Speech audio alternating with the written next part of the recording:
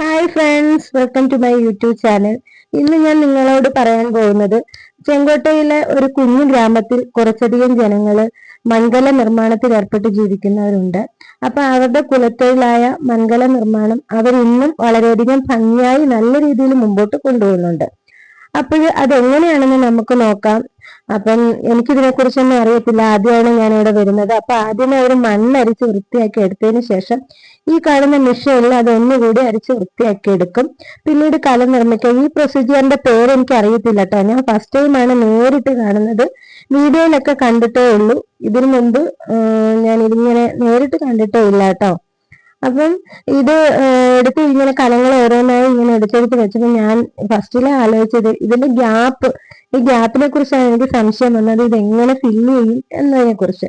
അപ്പൊ ഈ കലമൊക്കെ എടുത്ത് ഇങ്ങനെ വെറുതെ നോക്കുന്നു എന്നേ ഉള്ളൂ, വീഡിയോയ്ക്ക് വേണ്ടിയിട്ടാണ്. അല്ലാണ്ട് എനിക്ക് ശരിക്കും ഈ കലത്തിനെ പറ്റി ഒന്നും അറിയത്തില്ല കേട്ടോ. നമുക്കിതെല്ലാം ഇവരോട് ചോദിച്ച് മനസ്സിലാക്കേണ്ടിയിരിക്കുന്നു, കണ്ട് മനസ്സിലാക്കേണ്ടിയിരിക്കുന്നു. അപ്പോൾ ഈ കലത്തിന്റെ ആ ഗ്യാപ്പ് ഫില്ല് ചെയ്യുന്നത് എങ്ങനെയാണെന്ന് നമുക്ക് കാണാം. അപ്പൊ ഇവരുടെ കയ്യിൽ ചെറിയൊരു പാറക്കല്ലുണ്ട് കേട്ടോ. പരന്ന ഒരു റൗണ്ടിലുള്ള ഒരു പാറക്കല്ലുണ്ട്. അത് അടിയിൽ പിടിച്ചിട്ടാണ് ഇവർ ഈ തടിയുടെ കഷ്ണം കൊണ്ട് അതിലടിച്ച് ആ ഗ്യാപ്പ് ഫില്ല് ചെയ്തെടുക്കുന്നത്. അതിനുശേഷം അപ്പുറത്തൊരു പാട്ടി ഇരിപ്പുണ്ട്. ആ പാട്ടിയാണ് അത് വളരെ മിനുസമുള്ളതാക്കി അങ്ങനെ എടുക്കും. അപ്പൊ ഇവർ രണ്ടും കൂടിയാണ് ആ ഒരു പ്രൊസീജിയർ ചെയ്യുന്നത്. പിന്നെ വെള്ളത്തിൽ ഇങ്ങനെ തൊട്ടിട്ട് ഇങ്ങനെ എടുത്തെടുത്ത് അടിച്ചടിച്ചടിച്ചടിച്ച് പരത്തി വൃത്തിയാക്കി എടുക്കും. ആ ഗ്യാപ്പ് ഫില്ല് ചെയ്ത് വൃത്തിയാക്കി എടുക്കും. അതിനുശേഷം അവര് ഇത് ഉണക്കാൻ വെക്കും. വെയിലത്തല്ല, ഒരു സാരിയൊക്കെ ഇട്ട് മൂടി ഉണക്കാൻ വെക്കും. പിന്നീട് എന്താ ചെയ്യുന്നതെന്ന് നമുക്ക് അവരോട് തന്നെ ചോദിച്ചു നോക്കാം.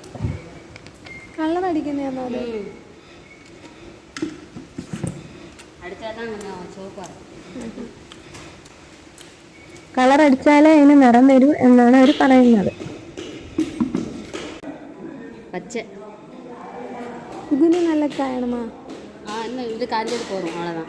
இது ஒன்று வெயிலில் வச்சு நல்லா சூடு வந்துடும். ഒരു ഇത് കളർ റെഡിയായി വരാൻ 2 മാസം എടുക്കും അല്ലേ? காஞ்சி முடிச்சு நாங்கள் ரெடி பண்ணணும்ல, பண்ணினா தானே மொத்தம் எல்லா சைஸும் ரெடி பண்ணி அந்த பிள்ளைக்கு எவ்வளோ காணுமோ அது ஃபுல்லாக ரெடி பண்ணால் தான் அங்கே வைக்கலாம். குறைச்சுலாம் வைக்க முடியாது. நிறைய அந்த அதுக்கு எவ்வளோ பிடிக்குமோ அந்த அளவு வச்சா தான் ஒட்டிச்சு. அதனால் 2 மாதம் ஆயிடும். ഇനി ചൂളയിൽ നിന്ന് എടുത്ത കലം കാണാട്ടോ. അപ്പൊ ചില്ലറ പരിപാടിയൊന്നും അല്ല. 2 മാസം എടുക്കും ഒരു കലം നിർമ്മിക്കാൻ എന്നാണ് പറയുന്നത്. എന്ന് വെച്ചിട്ട് ഒരു കലം ഒറ്റയ്ക്കല്ല അവരുണ്ടാക്കുന്നത്, ഒരുപാട് കലങ്ങൾ ഒരുമിച്ചാണ് അവർ നിർമ്മിച്ചെടുക്കുന്നത്. അപ്പൊ ഈ കലങ്ങളിൽ അധികവും വരുന്നത് നമ്മുടെ കേരളത്തിലേക്കാണെന്നാണ് ഇവർ പറയുന്നത്. പ്രത്യേകിച്ചും സീസൺ പ്രമാണിച്ച് ആറ്റുകാൽ പൊങ്കാലയ്ക്കും മറ്റുമായിട്ട് നമ്മുടെ നാട്ടിലേക്ക് തന്നെയാണ് ഇത് വരുന്നത്. പക്ഷെ ഇവരുടെ കഷ്ടപ്പാടിനനുസരിച്ച് അർഹമായിട്ടുള്ള ഒരു പ്രതിഫലം ഇവരുടെ കൈകളിലേക്ക് എത്തുന്നില്ല എന്നുള്ളതാണ് ഒരു സങ്കടകരമായ കാര്യം. കാരണം ഈ ഒരു കലത്തിനൊക്കെ 20 രൂപ, വെറും 20 രൂപയാണ് കേട്ടോ അവർക്ക് കിട്ടുന്നത്.